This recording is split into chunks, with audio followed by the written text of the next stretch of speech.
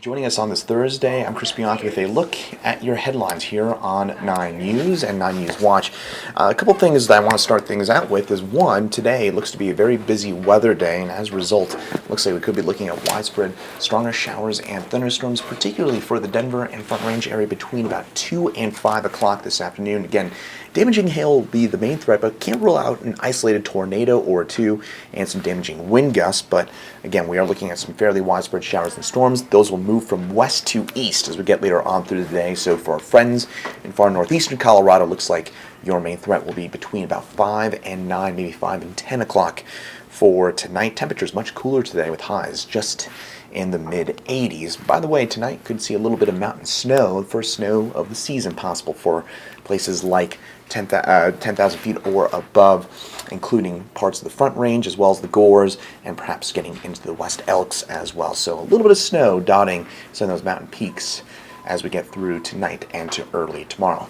Meantime, it's been a subject that we've been talking about throughout much of the summer, climate change. It's a difficult subject as an adult, but even more difficult when you're talking about children, and it can be also a little bit on the scary side as well.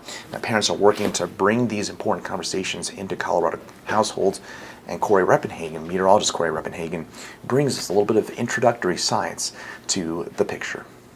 Our children have a raw and unique view of the world, and don't think for a second that they haven't heard us adults talking about how that world is getting hotter, the storms are getting meaner, and the wildfires are getting bigger. Climate change can be very scary to our children. Rosamar Rios-Barrios is a meteorologist at NCAR in Boulder. She has studied the climate all her life, but even her view of a warming atmosphere took on new meaning last year. Right, because now I'm a mom and it's not just about my science, but also what it means for not only my own future, but the future of my child. But she wants to share her knowledge of climate change and help other parents. So she joined a village of women power scientists called Science Moms. Our goal is just to talk from one mom to another, and moms trust other moms. And climate change is 100% absolutely a parenting issue. Co-founder of Science Moms, Catherine Hayhoe, says they're a support group for moms seeking accurate climate information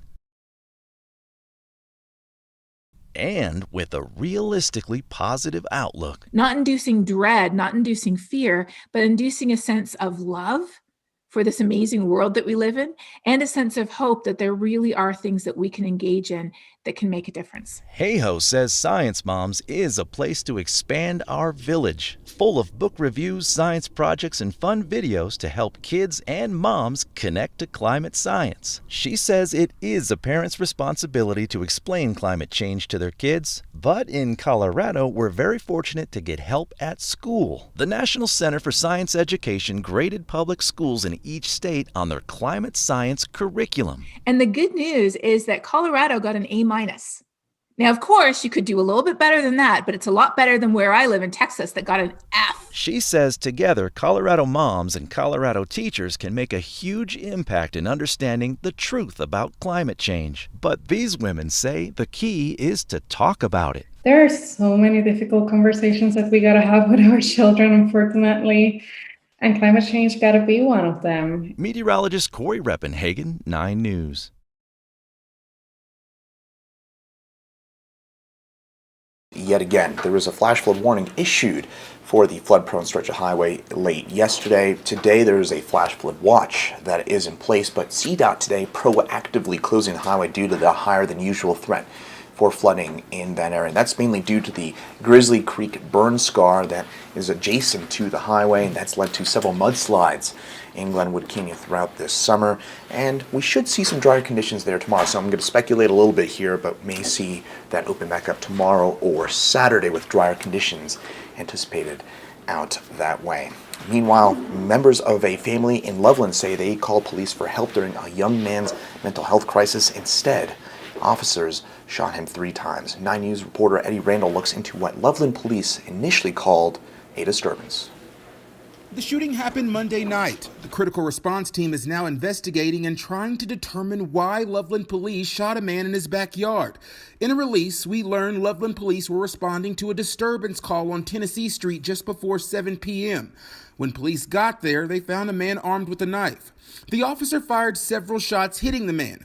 Police have not said what happened during that interaction or why it ended with the man being shot. He was suffering from a mental health crisis. Attorney Mari Newman is representing the family of the man shot. She says his name is Alex Domina. He's 19 and has severe mental disabilities from years of child abuse.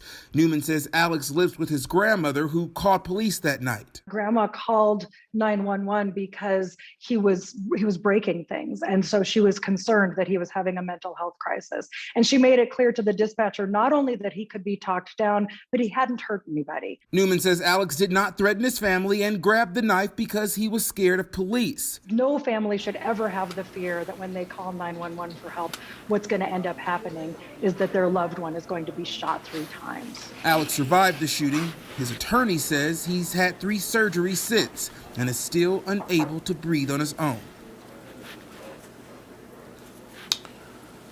Suspects remain on the loose after a string of violent crimes in Denver on Tuesday night, including the murder of an 18-year-old man. Denver police looking for your help in finding at least 4 suspects, and here are the cars that they are seeking in connection with the murder and that string of violent crimes. They're looking for a 1998 Toyota RAV4 with Colorado license plate QFO 701, a 2018 Honda CRV Colorado license plate number CGO W44, a 2020 Toyota Camry Colorado license plate AGN Z29. You can get also that information over at 9news.com. The suspects are considered to be armed and dangerous. Into the mountains, and Summit County has one of the state's highest vaccination numbers, yet they're still seeing COVID numbers climb. Our man in the mountains, Matt Renew, files this report from Summit County.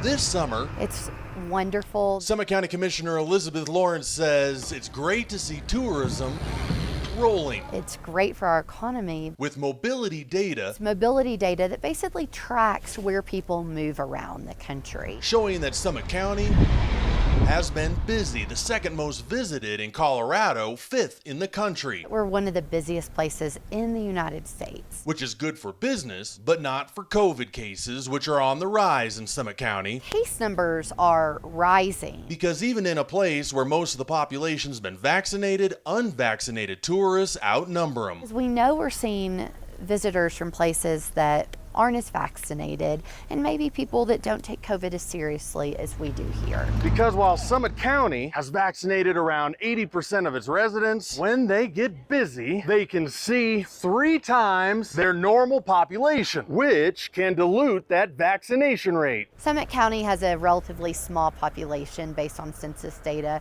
a little over 31,000 people, but we can have over 100,000 people here at any given time due to the visitation. And so that's why it really dilutes our vaccination numbers. In the past 3 days, there have been 38 COVID cases in Summit County among unvaccinated frontline hospitality workers and children. We still have kids that can't be vaccinated, that under 12 category, and we've seen increases in that age range. And why Summit County's added mask mandates in government buildings and more testing while encouraging tourism. We welcome these visitors. Steps Elizabeth says are designed to keep people safe and keep this summer on a roll. It's about safety.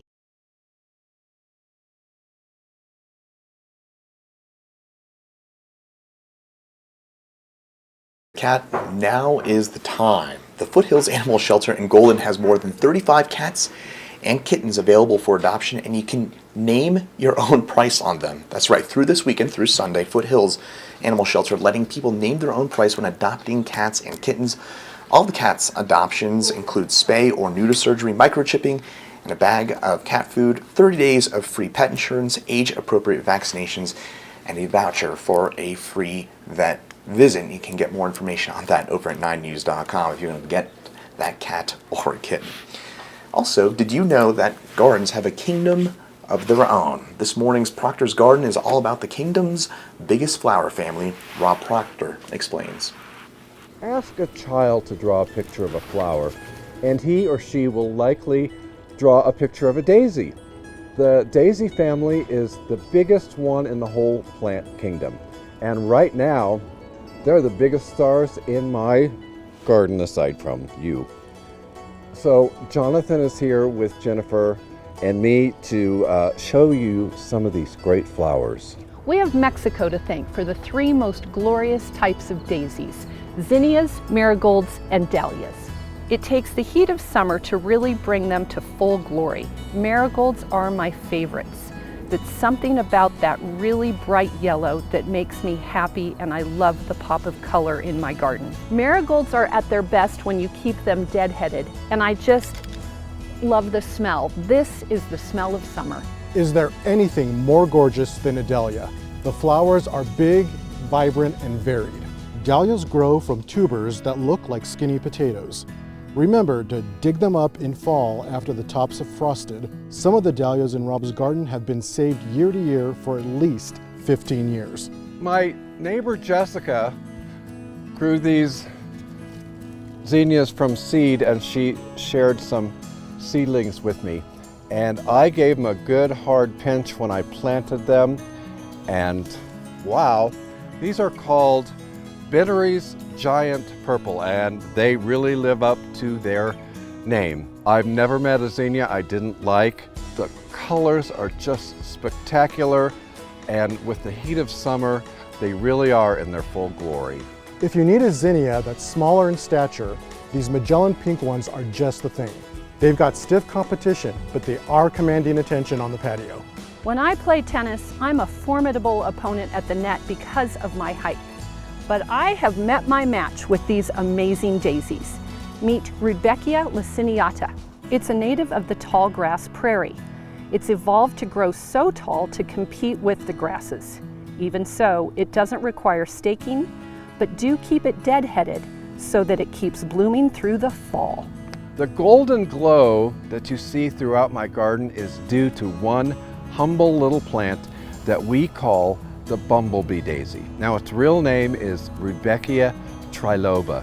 Now, triloba refers to the 3 lobes on the leaves, but forget the leaves. What we love are the masses of bumblebee daisies. Here's the deal with Rudbeckia triloba. You can't buy the plants, so you have to start them from seed. So here's my advice. Go online and find a packet of seeds. Sow them in the ground this September, and they'll sprout in the spring. They are biennial, meaning their leaves grow the first year and they flower in the second. Then they'll set seed naturally in your garden over and over again. Come see all these daisies this Sunday and every Sunday at Proctors Garden. Open 8 a.m. till noon. Your contribution benefits Dumb Friends League. Jennifer and I will be there to give tennis tips and hair product advice. Well, staying on the topic of gardens, or, well, sort of. Yes, today marks the start of just about the weekend. We're getting towards it. It's Friday Eve after all, and that means it's time to take a look at the 9 things to do this weekend. You can go over to 9news.com for a full look at those. Alex Kirk does a great job of doing that and topping our list for this weekend. I mentioned a garden, so it's the Palisade Peach that is in full bloom this weekend. That tops our list, but you can get the other 8 things to do in Colorado this weekend, again, over at 9news.com. That'll do it for this Thursday, or, depending on how you look at it, Friday Eve. I'm Chris Bianchi. Have a great rest of your Thursday, and we'll see you right back here for your day tomorrow.